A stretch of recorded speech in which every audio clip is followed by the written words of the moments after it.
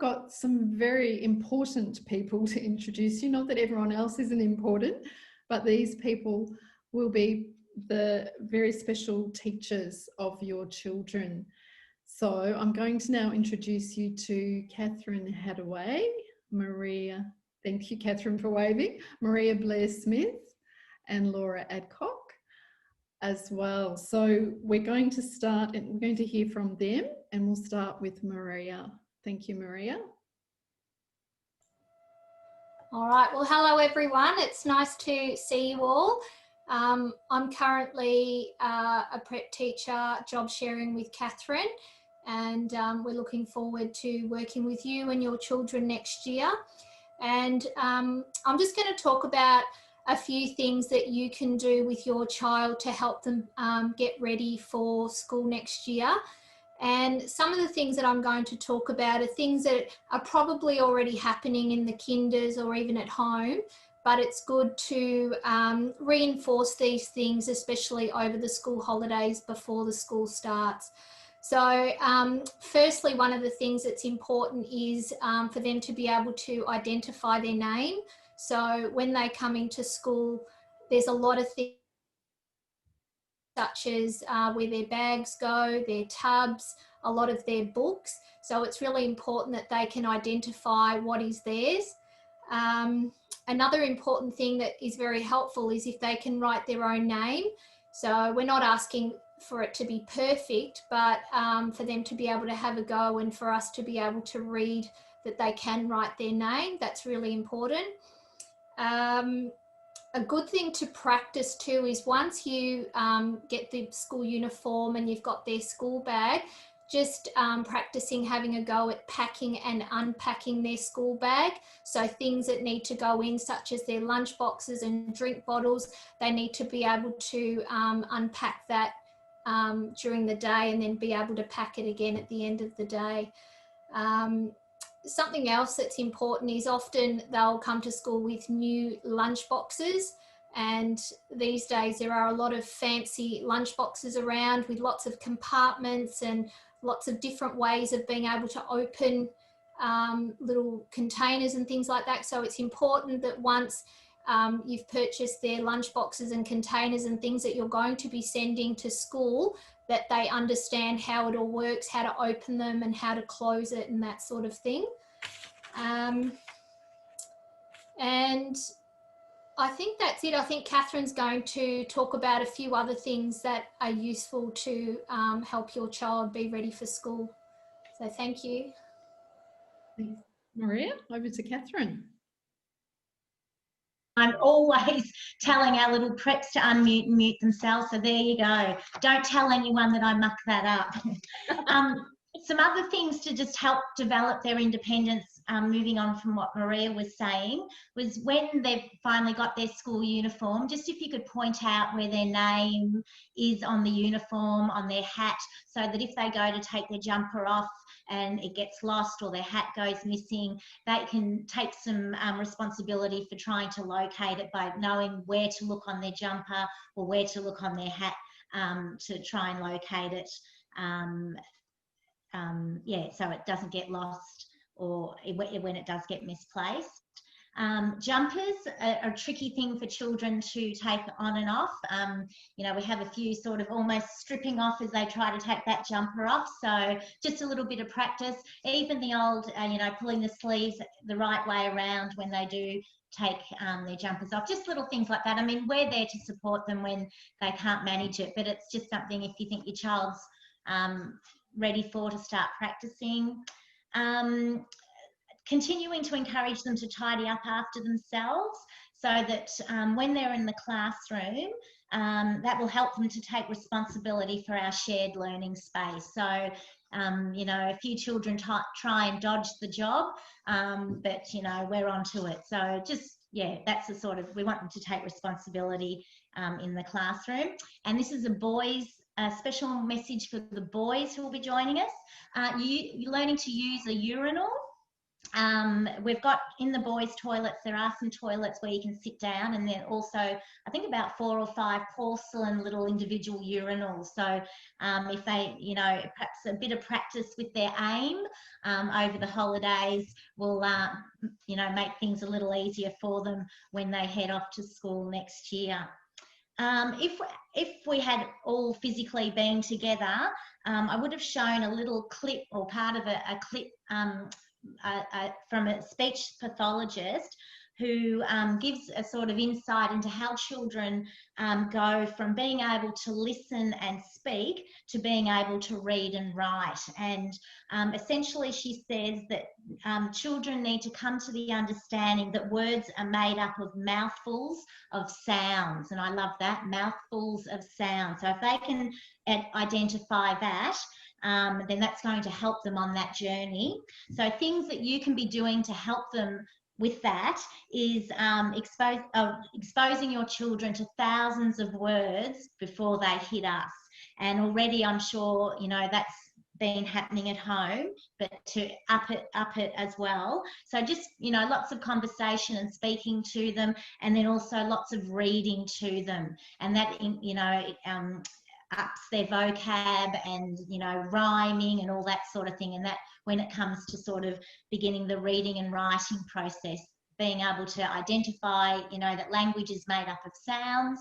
They don't need to know what those sounds are, but just to be able to, you know, hear them is a great start. So if you could, lots of talking and lots of reading to them would be fantastic. Thanks, everyone. Fantastic. Thank you, Catherine.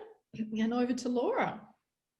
Hi everyone. I just wanted to talk about, just further to what Liz was saying before, about just sharing some of the things that we have in place at the start of the year, just to support the children in their transition, to ensure that it's a smooth one from kinder to school, especially given we don't know how many sessions, if any, they will be able to have on site, even though fingers crossed that we get to have at least some.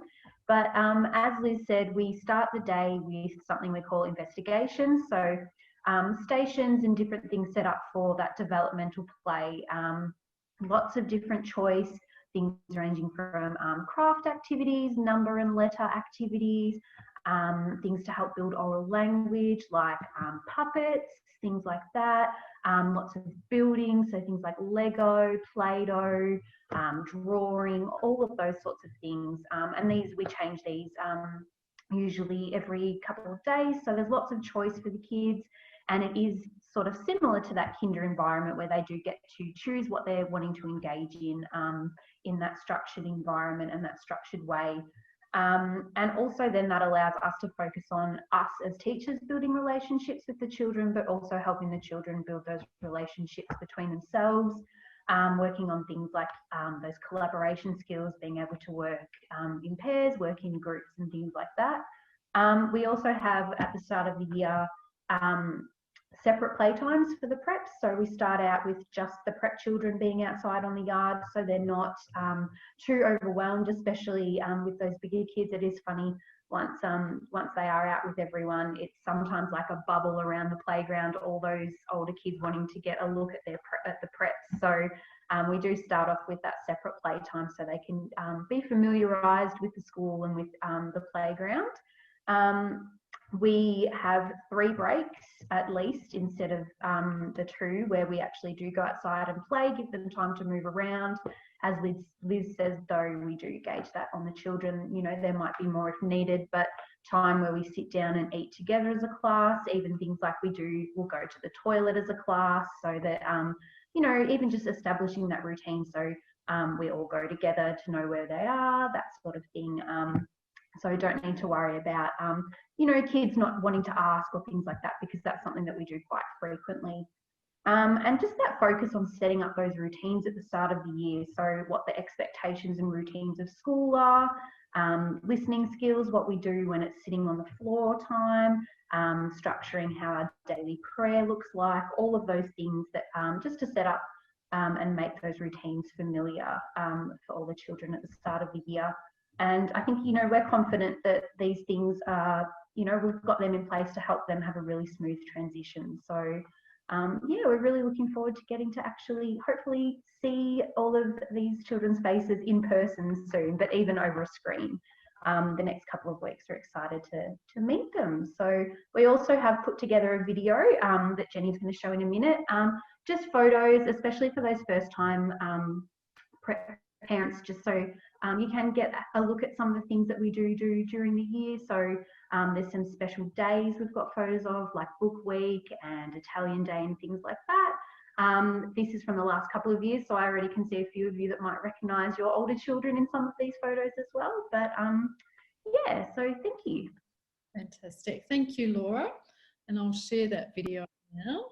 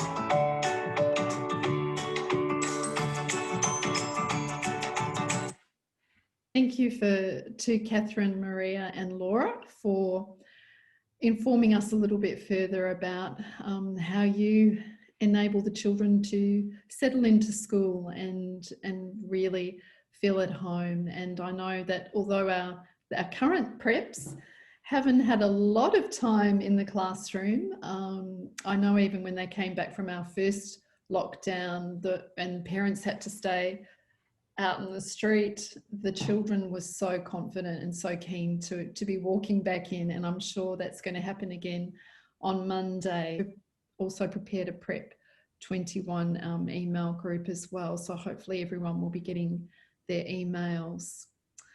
All right, well, I just want to say thank you to our staff, thank you to our parents who shared their experiences and their roles here at school, and thank you to our current parents who have joined us, our new parents, our future parents, and to some of our children, some of the future children who have managed to last the evening and have done very well. So I think you all deserve a big round of applause yourselves, and we're so looking forward to meeting with you all face to face very soon. So thank you, everyone. We'll say goodbye. See you later. Thank you. Thanks, Jenny. Thank you. Thank you. Thank you. See you later. Bye-bye.